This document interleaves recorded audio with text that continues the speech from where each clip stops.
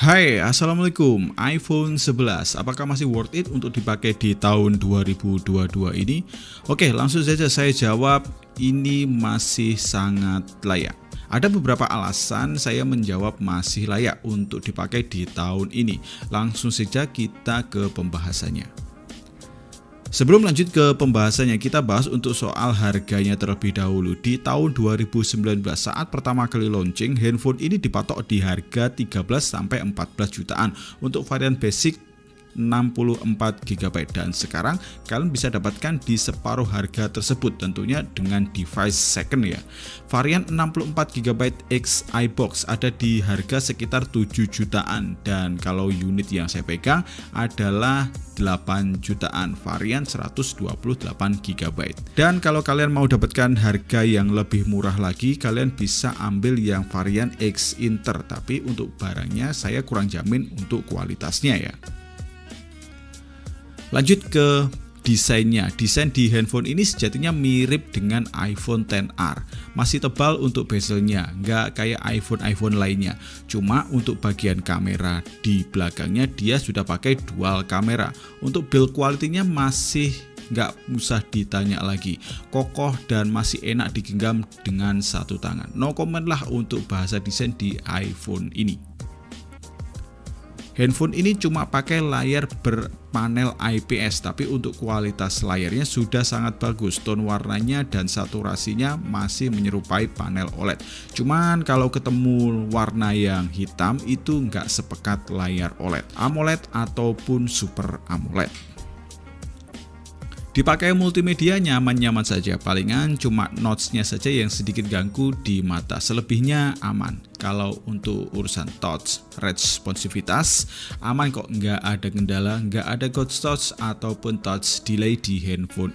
Oh ya, HP ini juga ada fitur True Tone ya, dan kalau diaktifin bisa mengadaptasi lingkungan di sekitar, jadi mata kita bisa lebih nyaman dan nggak cepat capek.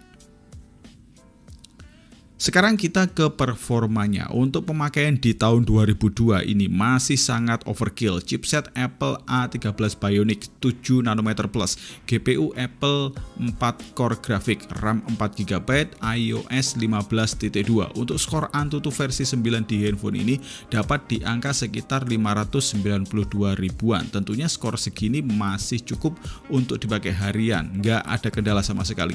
Tapi bagaimana bang kalau dipakai user gaming? Kalau cuma untuk game sekelas Mobile Legends sih dilibas. PUBG Mobile, rata kanan, HDR Extreme, Ultra HD juga bisa.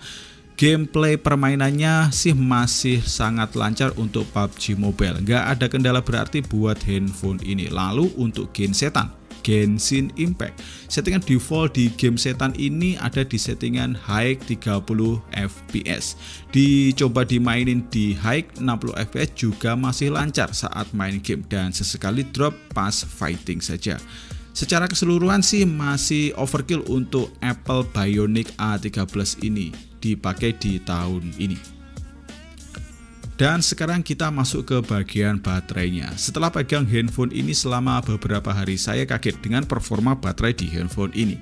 Handphone ini pakai kapasitas baterai 3100 mAh dengan baterai health sekitar 85%-an ya, dan masih original. Ini adalah termasuk baterai iPhone yang hemat banget. Penggunaan saya di medium selama 1 mingguan ini tembus di SOT sekitar 5 jam 30 menitan. Hal ini termasuk yang bagus karena biasanya baterai iPhone itu lumayan boros. Lalu untuk kecepatan chargernya adalah di maksimal 18 watt. Nge-charge 30 menit di handphone ini bisa terisi sampai 50%-an. Lumayan kencang, tapi untuk adapter chargernya harus beli sendiri ya, karena untuk adapter bawaan cuma dikasih di daya 5 watt saja. Oke, next kita ke speaker di handphone ini. Speaker di handphone ini sudah pakai stereo speaker. Untuk kualitas speakernya sih dipakai di tahun ini saya katakan biasa saja. Dan ini dia sedikit hasil untuk speaker di iPhone 11.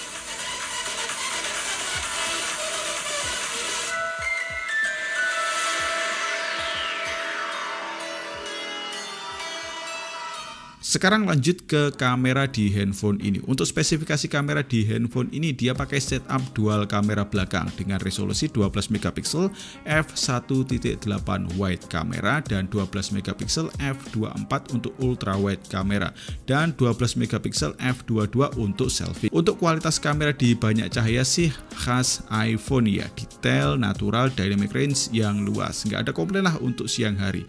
Begitu juga dengan ultra wide-nya, masih aman walaupun ada sedikit penurunan detail. Kalau untuk tone warnanya sih mirip antara kamera utama dan ultra wide-nya.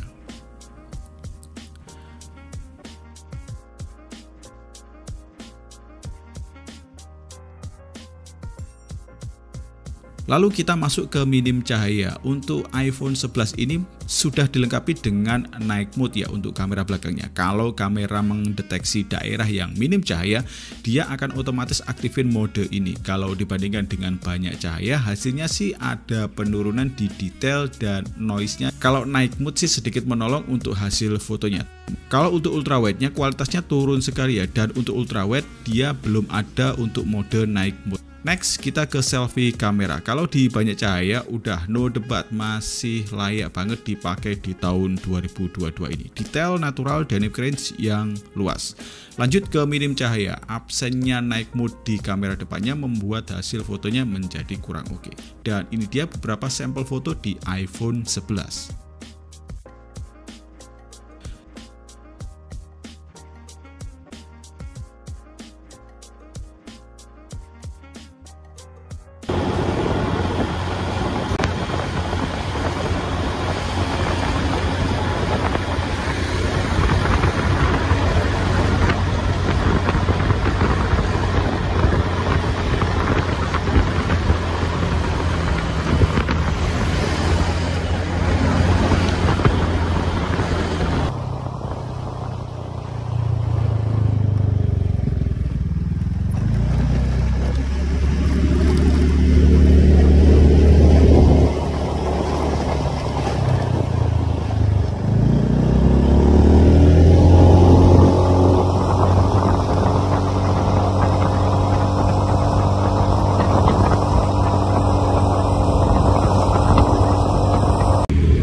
Dan ini perekaman kamera depan masih naik motor ya, di kondisi jalanan cot.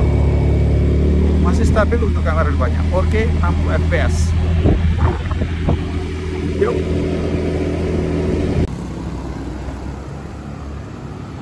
iPhone 11 4K 30 fps.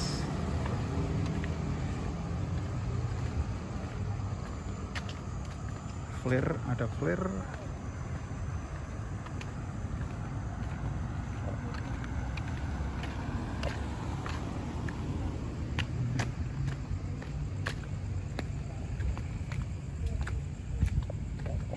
Cek stabilisernya. Oke. Dan ini ultra wide 4K 30 fps.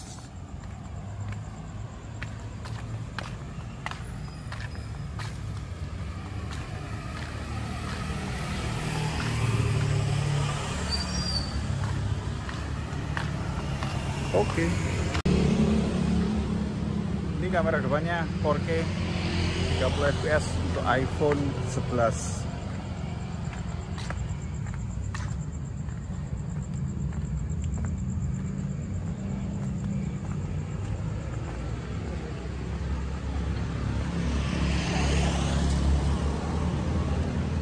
Lanjut kita ngomongin fitur-fitur yang ada di handphone ini. Untuk pemakaian di tahun 2022 ini, handphone ini tentu punya banyak fitur yang memadai untuk dipakai harian. IP68 bagi kalian yang suka pakai handphone di keadaan yang hujan-hujanan, tapi jangan sengaja dicelupin ya, karena ini handphone bekas, jadi saya nggak rekomenin untuk dicelupin di air.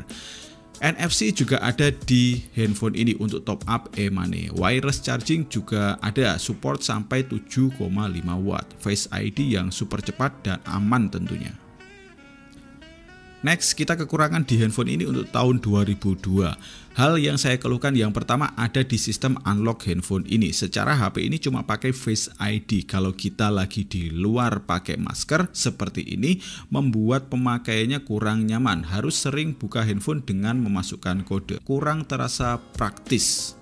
Hal yang terakhir adalah dari segi layarnya. Layar di handphone ini udah enak, meski cuma pakai layar IPS. Cuma untuk sekarang handphone ini cuma pakai layar dengan refresh rate 60Hz. Terasa kurang oke setelah sering pakai layar Android di 90Hz dan 120Hz. Kalian balik lagi ke 60Hz terasa kurang nyaman. Oke, dan sekarang adalah dari segi kesimpulannya. Apa handphone ini masih bisa diandalkan di tahun 2002 ini? Jawabannya masih bisa diandalkan. Performa chipset dan apalagi dengan software yang mungkin akan diupdate sekitar 3 tahun ke depan membuat handphone ini masih sangat bisa diandalkan di tahun ini dan 2 tahun ke depan. Tapi yang mungkin akan jadi catatan atau kendala adalah di segi storage-nya. Jadi pastiin saja pakai storage yang agak besar. Oke, demikian saja review saya tentang iPhone 11 di tahun 2022 ini. Semoga video ini bermanfaat. Saya Dori pamit. Assalamualaikum warahmatullahi wabarakatuh. Ciao. Dan jangan lupa tunggu racun-racun saya berikutnya. Yuk.